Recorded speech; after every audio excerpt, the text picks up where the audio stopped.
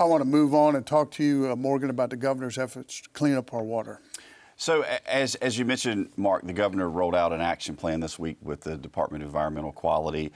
This issue about these forever chemicals, they're called PFAS, PFOA, they're chemical contaminants that are in a lot of the things that are produced in this state, in a lot of factories and a lot of businesses that get discharged into the water system. This became a real issue. It first came on the forefront 5 years ago with Chemours dumping Gen X in the Cape Fear River, which is a form of PFAS and PFOA.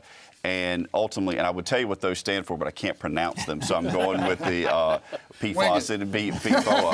I'll let Dr. Stewart be the scientist here. But anyway, so the governor announced an action plan this week.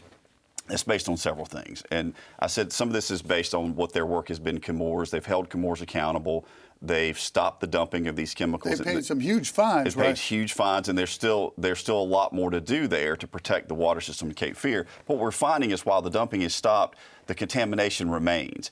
And we're also seeing that these contaminants are in a lot of water systems. It's not just Gen X and Cape Fear, a lot of water systems around the state. So the governor DEQ announced an action plan that was really a three-pronged, focused on protecting communities, protecting water systems, and dealing with the contamination that's out there. One of the big issues this is about is the EPA announced last year a roadmap to set a national water standard for these chemicals.